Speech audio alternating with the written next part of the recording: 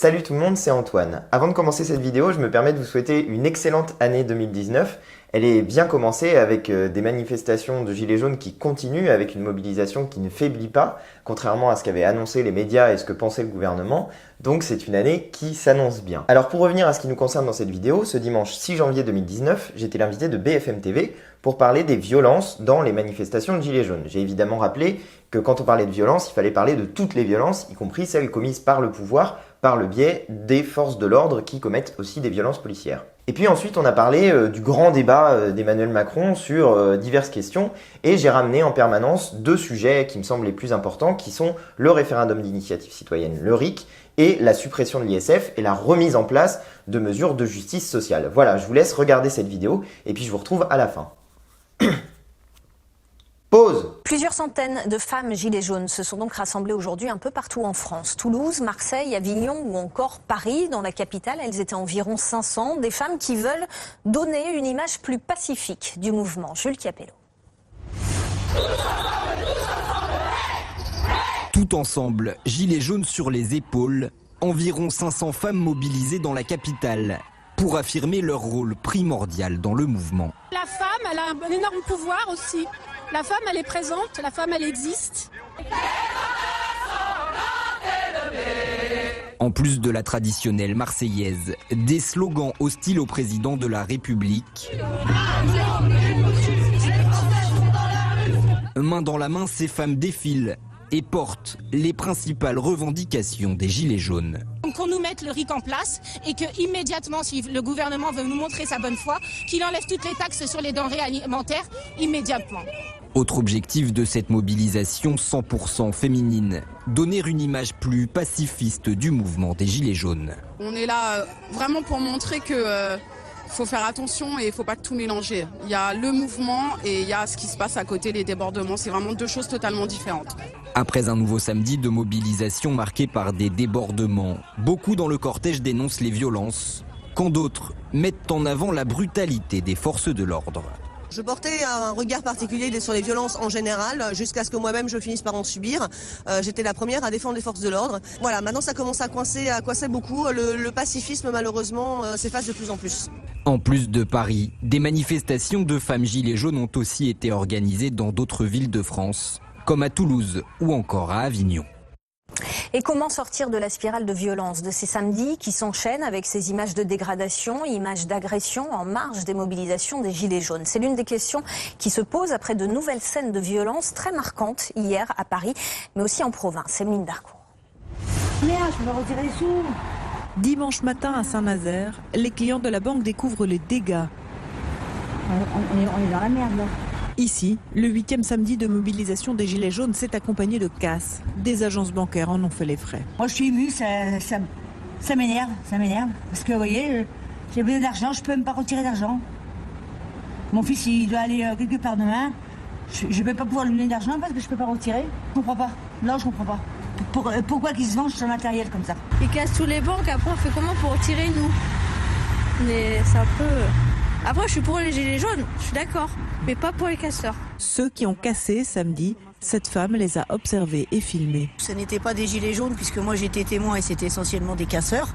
C'est-à-dire des jeunes qui viennent cagouler pour casser, à coups de masse, qui ont cassé le CIC, qui ont cassé la caisse d'épargne là-bas. Qui ont mis le feu à tous les sapins qu'il y avait devant les commerces au milieu de la rue. Ça, c'est inutile et en plus, je pense que ça dessert complètement le mouvement. Donc je trouve ça dommage et je trouve ça dommage pour nos générations futures que justement on essaye de défendre à travers ce mouvement des Gilets jaunes. Même embarras à Nantes, le mobilier urbain endommagé ne laisse pas les passants indifférents. C'est un mouvement qui vient du peuple, mais ça se retourne contre le peuple là un peu. On est obligé de marcher, le tram est interrompu, donc sont les gens ordinaires qui payent un peu cette facture, quoi. C'est les impôts qui vont les payer. Mais bon, ce qu'il y a, c'est qu'il ne faut pas voir que la casse, quoi. C'est dommage parce que le mouvement de ces gilets jaunes il était vraiment fort et vachement important au départ et avec un sens, quoi. Maintenant, ça a un petit peu moins de sens. Place de l'Hôtel de Ville à Rouen, la statue de Napoléon vandalisée. Plus loin, cette agence bancaire a été incendiée et le dépôt de meubles du restaurant L'Espiguette pillé. Ils ont tout cassé, vous voyez, la vitrine, la porte, voilà. Je trouve que ça prend des proportions inimaginables. Je comprends que les gens veulent se défendre, je comprends que les gens en aient un ras-le-bol aussi. Hein. Moi, je ne suis pas spécialement Macron, hein, pas du tout. Hein. Mais, voilà, je trouve que c'est trop. Dans cette rue de Bordeaux, des pavés décellés et un flacon de sérum physiologique restent d'affrontements entre casseurs et forces de l'ordre. Paris aussi, une nouvelle fois marqué. Tout est carbonisé dans cette péniche en contrebas du musée d'Orsay. Tout le plafond qui est parti en feu, tout ce qui était le bar qui a fondu, la machine à café, tout ce que vous voyez là, les vitres qui ont pété. Et voilà, c'est des dégâts qu'on voit ici. Rue Balzac, dans le quartier des Champs-Élysées, les carcasses de 3 voitures et d'une moto. Qu'ils fassent des manifestations, ils ont raison. Maintenant, entre faire une manifestation et tout casser, non. Pourquoi aller jusque-là? Pourquoi détruire? Pourquoi faire mal? Quant à l'attaque la plus symbolique de la journée de samedi, le 101 rue de Grenelle, bâtiment abritant les bureaux du porte-parole du gouvernement et le secrétariat d'État aux relations avec le Parlement, les dégâts sur le porche d'entrée ne se voient quasiment plus. Une réparation sommaire vient masquer les traces des affrontements. Bonsoir Guillaume Vuilletet. Bonsoir. Comment on en arrive là, à ce cycle de violence qui se répète chaque samedi? Je ne dirais pas que ça se répète, je pense que ça s'aggrave. Et que aujourd'hui, ceux qui se prêtent à ces violences, d'ailleurs qui ne sont pas que des violences physiques dans la rue, je voudrais souligner quand même qu'on a 3 collègues, Laetitia Avia, Hervé Berville, Jean-François Mbaye, qui ont fait l'objet de menaces de mort, de menaces racistes, et avec d'une violence et d'une ignominie totale. D'ailleurs, je trouve qu'il y a assez peu de réactions par rapport à ça. Et je veux croire que ce qui se passe là, et que les gens qu'on vient de voir là, n'ont plus grand-chose à voir avec le mouvement des Gilets jaunes, qui a toujours été très divers. Mais là, on est face à une très petite minorité par rapport à ce qu'il y avait au départ, et qui est en train de se radicaliser, avec cette idée qu'on ne peut pas s'arrêter. Alors qu'il y a quelque chose qui va commencer, qui est le grand débat, on en parlera sans doute un peu plus tard, mais qui va être un grand moment démocratique. Et aujourd'hui, on est face à des personnes qui, d'un côté, refusent le débat démocratique, ils veulent pas aller dans le grand débat qui va s'ouvrir, contestent les médias, mais avec une pression même physique sur les médias, je pense que à BFM vous êtes bien placé pour le savoir, et qui s'attaquent aux biens et aux personnes. C'est quelque chose, en effet, qui est très grave. Antoine Léaumont, sur ces violences, comment elles s'expliquent? Elle s'explique parce qu'il y a une situation de blocage. Les gens disent depuis maintenant 2 mois qu'ils ne sont pas contents de la politique menée par Emmanuel Macron. Le point de départ de cette mobilisation, ça a été l'attaque sur le carburant, qui était la goutte d'eau qui faisait déborder le vase pour tous les gens qui habitent dans des espaces qui sont éloignés des espaces urbains et qui ont besoin de se servir de leur voiture, qui étaient contraints de payer cette taxe. Et dans le même temps, vous avez des cadeaux qui sont faits aux ultra-riches avec la suppression de l'ISF, avec la mise en place de la flat tax, avec le CICE qui va être transformé cette année et nous coûter 40 milliards d'euros pour le prochain budget. Donc au bout d'un moment, les gens ont une colère profonde contre cette injustice. Il y a une injustice qui est ressentie par les gens et que le pouvoir ne prend pas en compte. Donc c'est parti d'une taxe sur les carburants. Et puis comme le pouvoir ne prenait pas en compte cette première revendication, eh bien les revendications sont multipliées et aujourd'hui vous avez la principale revendication qui est la démission d'Emmanuel Macron. C'est le slogan principal des gens. Les gens disent Macron démission dans la rue. Et la deuxième revendication qui vient avec ça, c'est la demande d'un référendum d'initiative citoyenne, qu'ils appellent le RIC, donc en abrégé, pour débloquer la situation. Parce que vous dites, les gens ne sont pas d'accord pour la démocratie. C'est pas vrai. Ils demandent plus de démocratie. Ils demandent justement des moyens. J'ai dit les personnes qui font ces actions-là. Et c'est pas les gens. Mais les gilets jaunes. Moi, je veux parler des gilets jaunes. Mais les gilets jaunes, ce qu'ils demandent, c'est plus de démocratie. On parle de quelques personnes qui s'inscrivent plus ou moins dans le mouvement des gilets jaunes. Il y a toujours dans les manifestations.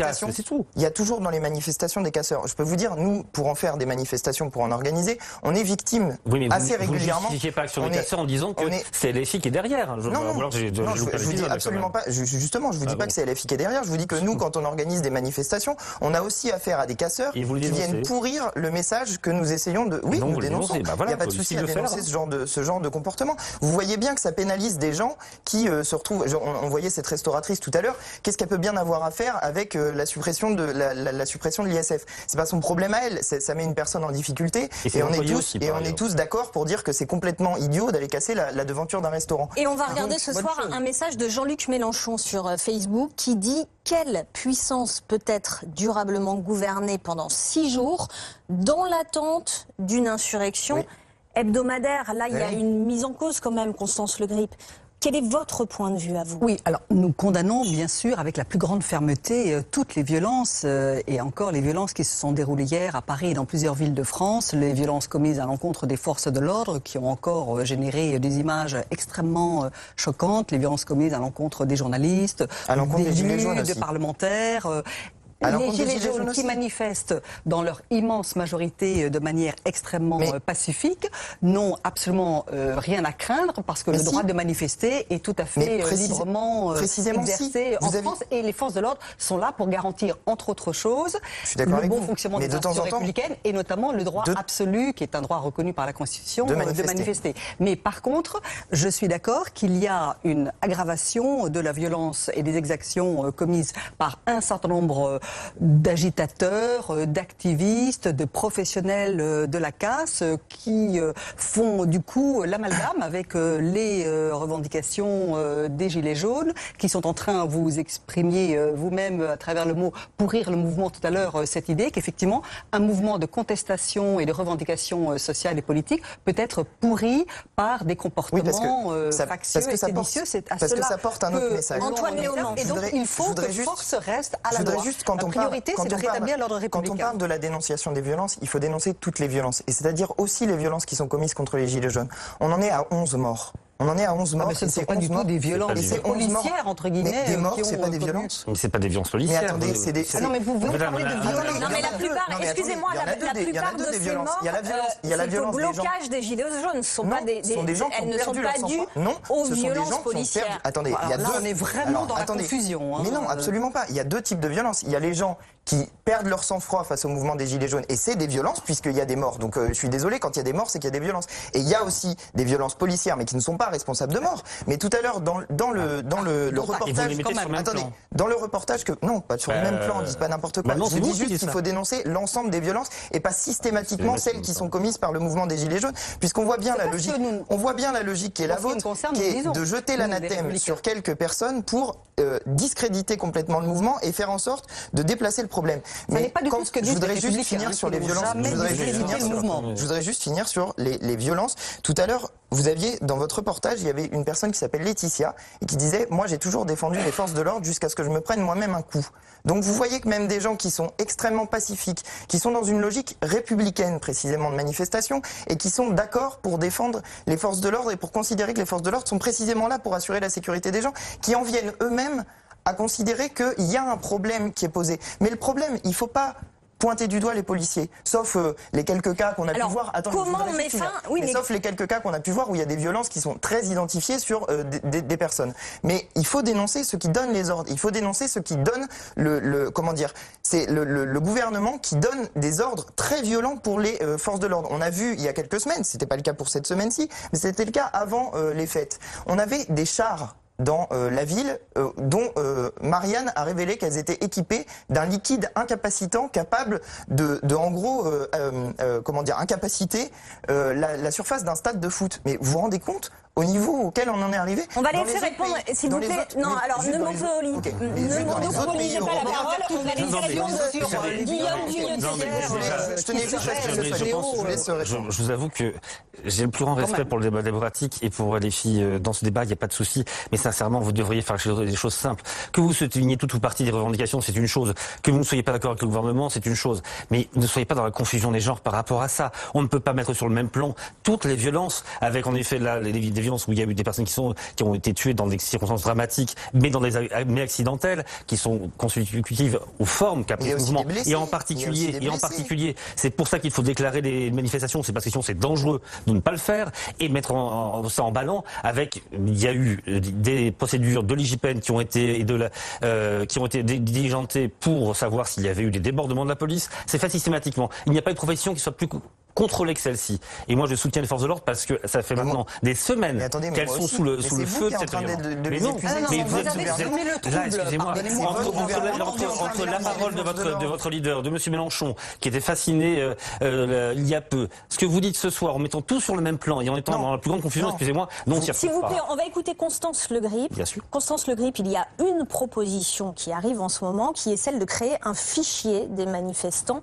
violents. Est-ce que ça peut être une piste intéressante pour essayer de sortir de tout ça? Oui, c'est une piste de travail intéressante. Alors par-delà la création d'un nouveau fichier administratif, ce qui pourrait être intéressant, encore une fois, c'est une piste de travail qu'il faut explorer, que certains d'ailleurs au sein des Républicains avaient déjà mis sur la table et sur laquelle ils ont commencé à travailler, c'est qu'il y ait, à l'instar de ce qui est fait à l'encontre des hooligans, des condamnations avec interdiction pour un certain nombre d'éléments reconnus et condamnés comme particulièrement violents lors de manifestations passées, interdiction de manifester sur la voie publique. On le fait bien pour des interdits de stade, après condamnation judiciaire, encore une fois. Guillaume On pourrait imaginer travailler dans cette direction-là. Je ne dis pas que c'est facile, mais je pense que ça vaut la peine de regarder d'éventuelles évolutions qu'il y ait des législatives. mesures de précaution à prendre.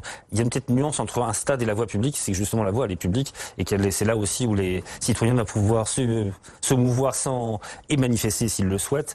Donc bon, il faut toujours être extrêmement, justement être extrêmement précis, extrêmement précautionneux dès lors qu'il s'agit de liberté publique. Mais la liberté publique, c'est pas contrevenir en toute impunité à la loi et c'est pas casser et blesser les gens. On va parler du débat à présent. Dans moins de 10 jours, le 15 janvier, sera lancé le grand débat national souhaité par Emmanuel Macron pour tenter de répondre à la crise des Gilets jaunes. Igor Saïri, vous nous avez rejoint. On en sait plus ce soir sur la façon dont cette grande consultation va être organisée. Oui, on sait qu'il y aura des étapes durant ces 4 semaines de grandes consultations nationales avec l'objectif, qui est même plutôt un pari, d'espérer une participation massive des Gilets jaunes et de renouer le dialogue. Le coup d'envoi, c'est la lettre d'Emmanuel Macron à tous les Français, courrier qui expliquera notamment comment le président de la République va tenir compte des conclusions de ce débat. Il est question de nouvelles mesures et même que ces conclusions soient intégrées à la révision constitutionnelle. Le top départ effectif, vous l'avez dit, c'est donc le 15 janvier. C'est la Commission nationale du débat public, la CNDP, présidée par Chantal Joanneau, ex-ministre des Sports de Nicolas Sarkozy, qui gérera donc ce grand débat. Autorité, on le rappelle, indépendante et qui le restera. C'est Chantal Joanneau qui l'a précisé. Ensuite, la manière, c'est encore assez abstrait pour le moment. On sait qu'il va y avoir plusieurs lieux et formats d'expression, avec notamment une plateforme numérique, donc sur Internet, des réunions locales, des stands mobiles qui partiront dans les rues, sur les marchés, pour recueillir les contributions par écrit ou même par message vidéo. Il y aura aussi des conférences régionales avec des citoyens tirés au sort. Les maires, les élus locaux auront un rôle fondamental puisqu'ils contribueront à organiser tous ces débats. Et puis enfin, à la fin, durant la dernière semaine, une dernière phase d'ateliers thématiques. Il y en aura 4 où 100 à 200 citoyens, là aussi, seront tirés au sort pour trancher. Il s'agira de délibérer et voter sur des propositions.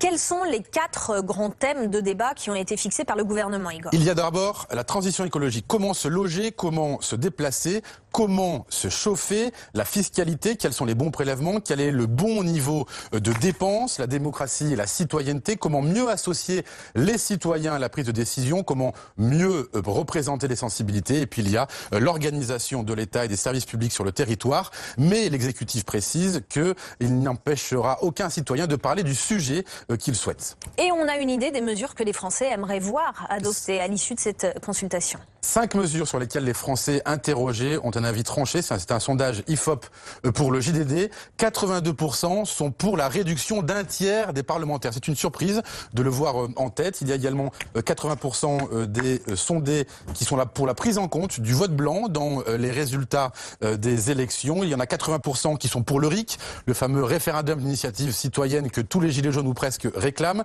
Il y a 77% des Français sondés qui sont pour le rétablissement de l'impôt de solidarité sur la fortune, le fameux ISF, et enfin 74% pour l'introduction d'une dose de proportionnelle pour les élections législatives, celles des députés. Et puis une remarque enfin, dans l'ensemble, l'adhésion à ces mesures est beaucoup plus forte chez les sympathisants de Jean-Luc Mélenchon et de Marine Le Pen. Merci beaucoup Igor Saïri. Antoine Léaumont, à quelles conditions ce grand débat national peut déboucher sur quelque chose de constructif, sur des avancées? Ça débouchera sur quelque chose de constructif si les propositions qui sont faites dans ce débat mènent à quelque chose. Mais De toute évidence, enfin, Monsieur Macron, il a déjà fait des consultations. Il a fait des consultations pendant l'élection présidentielle. La conclusion à laquelle il en est arrivé, c'est qu'il fallait supprimer l'ISF. Ben, vraisemblablement, les gens ne sont pas d'accord avec ça. Et Monsieur Griveaux lui-même a dit qu'il n'était pas question de revenir sur ce qui avait déjà été fait. Donc on a déjà l'impression que le débat, avant même d'avoir commencé, il est faussé. Si le gouvernement n'est pas prêt... Alors après, par exemple, Marlène Schiappa dit « Moi, je suis tout à fait ouverte à réfléchir, éventuellement, à rétablir l'ISF. Il y a des portes ouvertes. » D'accord, mais elle se fait taper sur les doigts. Donc si elle dit quelque chose et que le gouvernement dit « Bah non, ça n'arrivera pas », ça n'arrivera pas. Donc la situation de blocage qui a lieu maintenant, si le pouvoir continue à s'entêter dans ce comportement un peu hautain et éloigné des revendications populaires, ça ne mènera à rien. Il y a des revendications qui sont très claires chez les Gilets jaunes. En gros, c'est plus de démocratie avec le référendum d'initiative citoyenne, et c'est, écoutez ce que disent les gens, c'est on veut juste avoir les moyens de finir le mois. Donc, tant qu'il n'y aura pas de mesures qui permettent de rétablir de la justice sociale, avec, par exemple, l'augmentation du SMIC, avec, je sais pas moi, des moyens, il y a des questions qui sont posées sur le logement, ça pourrait être des moyens qui... Et sur la TVA, j'aimerais qu'on regarde une déclaration du député de La République En Marche, Guillaume Chiche, député des Deux-Sèvres, qui lui pousse même pour aller plus loin. Il dit il voudrait une TVA à taux réduit sur les produits de première nécessité. Il dit valoriser le travail, c'est bien, mais il faut aussi qu'il y ait des choses sur ceux qui sont en situation de grande précarité. Ça, c'est déjà le cas. Et de fait, la TVA, c'est l'impôt le plus injuste parce que c'est un taux fixe. Donc ça veut dire que quel que soit votre niveau de revenu, vous payez le même taux. Si vous voulez acheter une pomme, vous payez autant d'impôts que vous gagnez beaucoup d'argent ou que vous gagnez peu d'argent. Donc c'est un impôt qui est injuste. Et d'ailleurs, nous, on avait fait une manifestation il y a de ça maintenant 4 ans, le 1er décembre 2014, si mes souvenirs sont bons, pour une révolution fiscale. Et justement, la question était ce jour-là posée avec la TVA, puisque Nicolas Sarkozy avait décidé de l'augmenter. Donc quand on augmente la TVA, c'est un impôt qui est injuste. Mais je voudrais revenir à la principale revendication, c'est quand même le rétablissement de l'ISF. Alors justement, sur l'ISF, j'aimerais entendre votre collègue Guillaume Vuilletet sur l'ISF. Est-ce qu'il faut s'ouvrir, envisager que éventuellement on pourrait le rétablir? Est-ce qu'il faut une ouverture sur ce sujet-là, en fonction évidemment des résultats du grand débat et de la consultation? Je pense que c'est bien de préciser ça quand même. Je pense qu'il faut déjà faire que ce débat se fasse. Si on est sur l'idée d'une sorte de symbolique qui viendrait dire on rétablit ce qu'il y avait avant, moi je n'y suis pas favorable. Je ne pense pas que ce soit le sujet. Le sujet n'est pas dans ces termes-là. D'ailleurs, l'ISF n'a pas été supprimé, il a été recentré sur les biens immobiliers. Maintenant, d'une part, on va évaluer pour voir ce que ça a donné. Ça, le gouvernement s'y est engagé et c'est en cours. Et puis on va entendre les Français par rapport à ce qu'ils veulent. Est-ce qu'il faudra du coup derrière qu'il y ait des mesures fiscales qui accompagnent ça? C'est à voir. Et on verra ce qui peut être pris à ce moment-là. Mais on n'est pas dans l'idée, il faut simplement dire on efface ce qui a été fait parce que c'était satisfaisant avant. La réalité, c'est que c'était pas satisfaisant avant parce que l'ISF ne produisait pas là-dessus ni un rendement fiscal, ni un effet d'égalisation, ni un effet d'égalisation qui permettait d'aller très loin. Donc, on a voulu faire en sorte que l'argent aille vers l'économie productive, c'est ça la réforme. Mais si. Attendez, excusez-moi, on va pas faire un vidéo. J'aimerais entendre Constance Le Prix. Oui, sur cette question de l'ISF, du rétablissement de l'ISF. Nous sommes, nous les Républicains, pas du tout favorables. L'ISF ou impôt sur les grandes fortunes a été en vigueur en France pendant environ 40 ans. Ça n'a pas empêché la pauvreté, le chômage, l'accroissement de la dette, l'accroissement du déficit. Non. Et donc c'est un impôt qui fait partie des vieilles lunes, pardonnez-moi, qui n'est pas du tout appliqué dans d'autres pays européens. Je ne parle même pas du reste du monde, ce qui prouve bien qu'il n'a pas une pertinence économique et fiscale absolument reconnue. Non, c'est là, je pense qu'il y a peut-être une lecture très différente que vous faites. L'impôt sert bien évidemment à permettre le fonctionnement des services publics et à permettre le fonctionnement de l'État. Mais il y a des impôts qui sont utiles et puis il y a des impôts qui sont des... Quelle est sa fonction principale? Je veux bien passer mon temps à vous expliquer ce qu'est l'impôt, mais je suis sûre que vous savez très bien ce qu'est l'impôt. Il y a d'ailleurs en France un taux de recouvrement. S'il vous plaît, on va laisser terminer Madame Le Grip. Depuis plusieurs années, je sais très bien ce à quoi sert l'impôt. Moi, je suis pas député depuis plusieurs années. Je suis pas député du tout. Et l'impôt est redistributif. Et moi, j'aimerais bien que sur votre salaire de député, vous payiez un impôt plus fort pour que moi j'ai plus de services publics. Mais l'impôt sur le revenu est un impôt proportionnel en France. L'impôt sur le revenu permet tout à fait. il ne l'est pas assez. Et les gens le disent, c'est dans les revendications des Gilets jaunes. Je suis d'accord, c'était dans les un sujet que nous avions les gens porté demandent pendant la campagne 14 tranches présidentielle. d'impôt sur le Est-ce revenu. qu'on peut juste en placer une, Mais oui, s'il vous plaît, je vous laisse en sans placer être une. en permanence interrompu par le représentant de France Insoumise. Qu'il y ait effectivement besoin, nous l'avions dit pendant la campagne présidentielle et pendant la campagne législative, qu'il y ait besoin d'une réforme fiscale d'envergure et qu'en France, on considère qu'on a effectivement un maquis fiscal qui est devenu à bien des égards illisible, contre-productif, même si on a en France un très beau taux de recouvrement, notamment de l'impôt sur le revenu, force est de constater qu'il y a quand même un certain nombre de vieilles lunes, un certain nombre de niches fiscales et un certain nombre de choses qui ne correspondent pas à l'idée que l'on peut se faire de la justice fiscale. S'il vous plaît, finir, Madame Le Gris. Productif. Mais l'une des choses que nous reprochons au pouvoir actuel, nous les Républicains, et que nous n'avons eu cesse de dénoncer discussion budgétaire après discussion budgétaire depuis 18 mois, c'est qu'il n'y a pas eu de vraie réforme d'ampleur de la fiscalité française qui a été entreprise et qu'on paye maintenant toute une série d'erreurs budgétaires et fiscales. Alors voilà pour la fiscalité.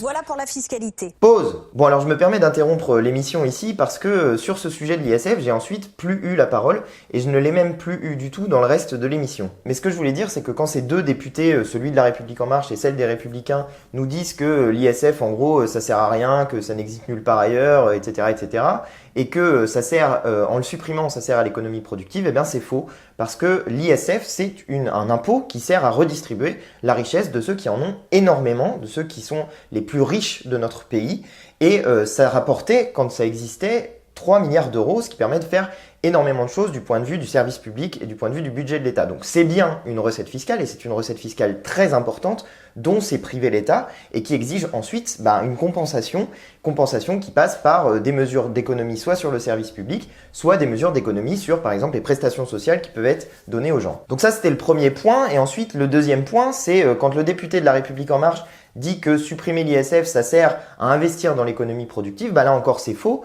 puisque la suppression de l'ISF, tout l'argent qui a été récupéré par les ultra-riches avec cette suppression de l'ISF, il est parti directement dans la spéculation financière. Et justement, la partie de l'ISF qu'ils ont supprimée, c'est celle sur les valeurs mobilières, c'est-à-dire sur les actions, sur les obligations, sur tout ce qui constitue la spéculation financière.